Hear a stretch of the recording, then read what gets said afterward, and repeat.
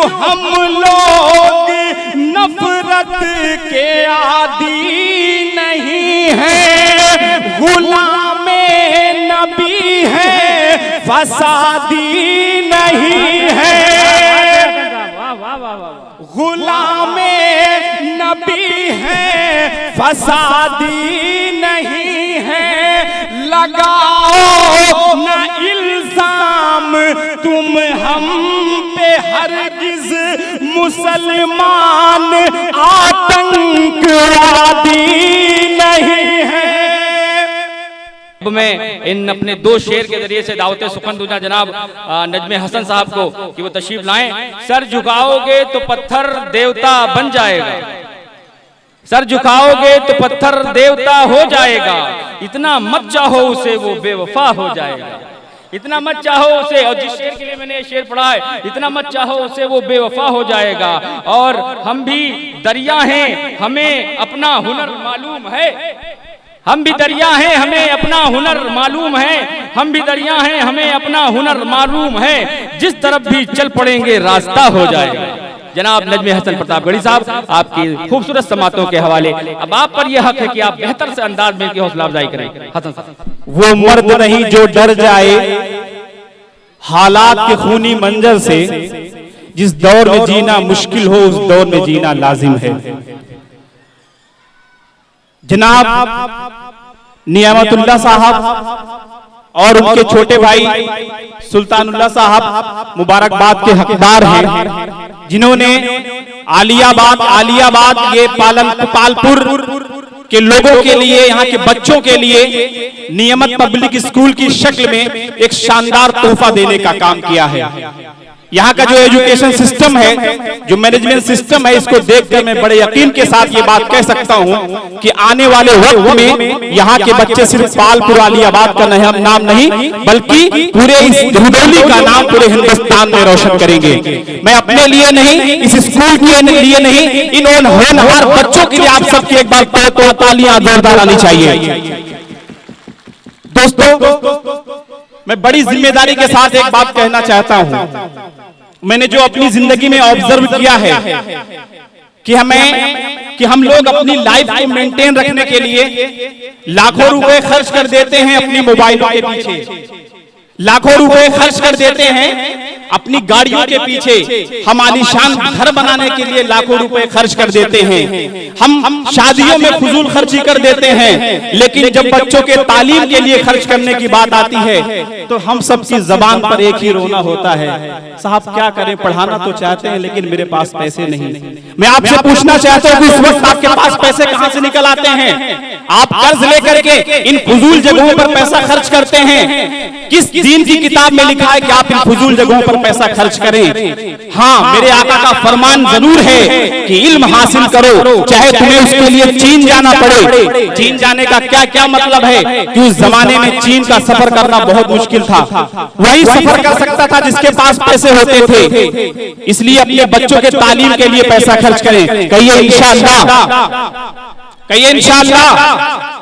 यकीन करते जो अपने राह पर की रहबरी पर हम, यहाँ पर तमाम पत्रकार महोदय बैठे हैं, खालिद भाई, सालिम भाई, रहमान भाई, सब सुने कि यकीन करते जो अपने राह पर की रहबरी पर हम, तरक्की के न जाने कितने जीने चढ़ गए होते।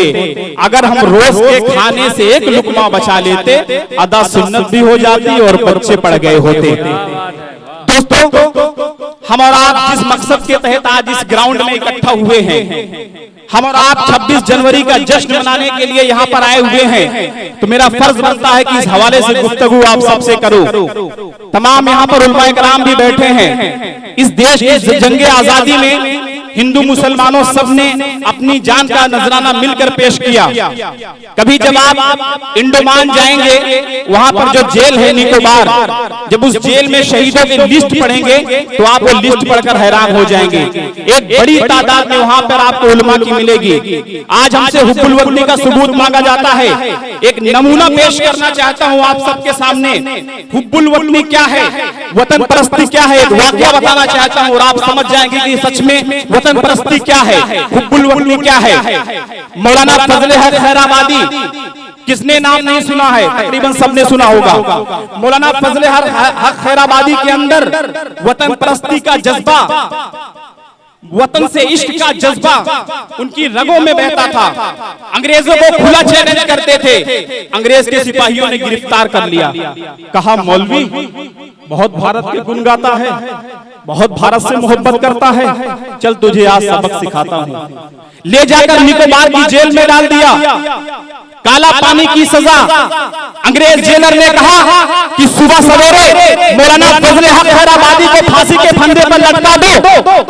मौलाना फजले हक खैराबादी जेल की सलाखें पकड़कर खड़े हैं। सामने से जेलर आ रहा है। मुस्कुराते हैं जेलर को देखकर और कहते हैं कि जेलर क्या लेकर आए हो, क्या लेकर आए हो? जेलर ने कहा मौलवी बहुत भारत से मोहब्बत करता है, बहुत भारत से इश्क करता है, तुम्हारे लिए मौत की सजा लेकर आया हूं। मौलाना मुस्कुराने लगे और मौलाना ने जो मुस्कुराकर जवाब दिया, वो जवाब सुनकर आप सबकी तालियां बजनी चाहिए। मौलाना ने जवाब दिया कि शुक्र है अल्लाह का, भारत की इज्जत पर मर रहा हो, भारत की इज्जत का सौदा नहीं कर रहा। क्या बात। ये सुनना था कि अंग्रेज जेलर गुस्से से लाल पीला हो गया। कहने लगा मौलवी मैं तुझे भारत पर मुस्कुराते हुए मरने नहीं दूंगा। और वो मरने और वो रोने पे मजबूर इस तरह किया कि दो सिपाही दोनों हाथ को पकड़ लिए। अंग्रेज जेलर ने अस्तूरा लेकर मौलाना की दाढ़ी को शेव करने लगा। मौलाना रोने लगे कि प्लीज ये मत करो, ये सुन्नते रसूल हमसे मत छीनो, कल कब्र में अपने आका को क्या चेहरा दिखाऊंगा, प्लीज ऐसा मत करो। अंग्रेज जेलर ने कहा यही दुख तो मैं आपको देखना चाहता हूँ। अंग्रेज जेलर ने बात नहीं मानी। मौलाना की पूरी दाढ़ी को शेव कर दिया। मौलाना की दाढ़ी मुबारक जमीन पर गिर गई। मौलाना के हाथ को छोड़ा गया। मौलाना जमीन पर रोते हुए झुके और अपनी दाढ़ी मुबारक के बालों को अपने हाथों में लेकर अपने लबों से बोसा दिया और कहने लगे वाह मेरी दाढ़ी वाह, मुझसे पहले भारत पर तू शहीद हो गई। आज हमसे हुकुल वक्ती का सबूत मांगा जा रहा है, हमसे वतन परस्ती का सबूत मांगा जा रहा है। बहा ले जाएगा सब वक्त का रेला समझते हैं। भरी दुनिया को हम 2 रोज का मेला समझते हैं। ये धरती माँ समझती है मैं उसका अपना बेटा हूँ, मगर कुछ लोग हैं जो हमको सौतेला समझते हैं। जानो ईमान तुझ पर लुटाते हैं हम, तुझको जख्मों का मरहम बनाते हैं हम। जानो ईमान तुझ पर लुटाते हैं हम, तुझको जख्मों का मरहम बनाते हैं हम। ऐ वतन चूमते हैं तेरी खाक को, ऐ वतन चूमते हैं तेरी खाक को, जब भी सजदों में सर पे झुकाते हैं। वाह वाह वाह वाह, क्या बात है हसन साहब, वाह। हैं तेरी खाक को, जब भी सजदों में सर को झुकाते हैं हम। अब आइए यहाँ से मैं एक नज्म पढ़ता हूँ, उसके बाद आप सबके बीच सीधे जनाब सुफियान प्रतापगढ़ी आ जाएंगे। एक नज्म पढ़ता हूँ क्योंकि आज 26 जनवरी का दिन है, तो मेरा दिल चाह रहा है कि नज्म मैं आप सबके बीच पढ़ूं। बिल्कुल नई नज्म है, मैं बड़े यकीन के साथ साथ कह सकता हूँ कि आप इंशाल्लाह पसंद फरमाएंगे। सुने। ये मेरा वतन है, ये मेरा वतन है, अदब इसका प्यारा ये गंगो जमन है। ये मेरा वतन है, ये मेरा वतन है, अदब इसका प्यारा ये गंगो जमन है। यहीं पर जिए हैं, यहीं पर मरेंगे, वतन के लिए हर सितम हम सहेंगे, वतन के लिए सरहदों पर लड़े हैं। ज़मीं खोद कर देखो हम ही मिलेंगे। यूं हम लोग नफरत के आदी नहीं हैं, गुलामे नबी हैं, फसादी नहीं है। गुलामे नबी हैं, फसादी नहीं है। लगाओ न इल्जाम तुम हम पे हरगिज, मुसलमान आतंकवादी नहीं है। वतन पे ही कुर्बान तन मन वतन है, ये मेरा वतन है, ये मेरा वतन है, ये मेरा वतन है, तुम्हारा वतन है, ये मेरा वतन है, ये सबका वतन है। हुकूमत के दिल से तरफदार हैं हम, हुकूमत के दिल से तरफदार हैं हम, इशारों पे चलने को तैयार हैं हम, मुसीबत में फिर भी गिरफ्तार हैं हम, मुसलमान हैं बस यूं खतावार हैं हम। हमें रोज धमकी भी दी जा रही है, हमें रोज धमकी भी दी जा रही है, घरों में तलाशी भी ली जा रही है, बिला वजह सख्ती भी की जा रही है, अदालत की आंखें उठी जा रही है। जबाबंदियां हैं, नजरबंदियां हैं, हमारे लिए सारी पाबंदियां हैं। हमें मुल्क से है भगाने की ख्वाहिश, हमें मुल्क से है भगाने की ख्वाहिश, हमें दहर से है मिटाने की ख्वाहिश। तो सुन ले जिन्हें है मिटाने की ख्वाहिश, तो हमको भी है सर कटाने की ख्वाहिश, तो हमको भी है सर कटाने की ख्वाहिश। ये मेरा वतन है, ये मेरा वतन है, हाजिर है, हाजिर है मेरी जान मेरे मुल्क के लिए। गद्दारी वतन से मेरा ईमान नहीं है, पैदा यहीं हुए हैं यहीं दफन भी होंगे। हम जाएं मुल्क छोड़ के आसान नहीं है, हम जाएं मुल्क छोड़ के आसान नहीं है। हम हैं मुसलमान, ये मेरा ईमान है, हम हैं मुसलमान ये मेरा ईमान है। जान से भी ज्यादा प्यारा मुल्क हिंदुस्तान है, जान से भी ज्यादा प्यारा मुल्क हिंदुस्तान है। सबक दुश्मनों को हाँ हमने सिखाया है, सबक दुश्मनों को हाँ हमने सिखाया है। दुश्मनों के टैंक को हमीद ने उड़ाया है, दुश्मनों के टैंक को हमीद ने उड़ाया है। मिसाइल की ताकत दिया हिंद को इस्लाम ने, मिसाइल की ताकत दिया हिंद को इस्लाम ने। टीपू सुल्तान और अब्दुल कलाम ने, टीपू सुल्तान और अब्दुल कलाम ने लेकर के हथेली पर ये जान अपनी जाएंगे। सबसे पहले सरहदों को मुसलमान जाएंगे। मरूं मैं वतन की खातिर दिल का अरमान है, जान से भी ज्यादा प्यारा मुल्क हिंदुस्तान है, जान से भी ज्यादा प्यारा मुल्क हिंदुस्तान है। चाहे पूरी दुनिया तुम घूम के भी आओगे, हिंदुस्तान जैसी फजा कहीं नहीं पाओगे। मेरे हिंदुस्तान की तो यही पहचान है, एक तरफ है आरती और दूजे अजान है, एक तरफ है आरती और दूजे अजान है। नफरत के ठेकेदार होश में अब आइए, आग अब न नफरतों की मुल्क में लगाइए। नज्म प्रतापगढ़ी का यही ऐलान है, जान से भी ज्यादा प्यारा मुल्क हिंदुस्तान है, जान से भी ज्यादा प्यारा मुल्क हिंदुस्तान है। मैं मुबारकबाद पेश करता हूं नियामतुल्लाह साहब और उनके छोटे भाई सुल्तानुल्लाह साहब को, जो इस स्कूल चलाने का काम कर रहे हैं। मैं तालीम के हवाले से मैं बड़ी जिम्मेदारी के साथ ये नज़्म पढ़ रहा हूँ। इंशाअल्लाह आप सब सुनेंगे और अमल करेंगे तो आपका फायदा होगा, हमारा फायदा होगा। सुने,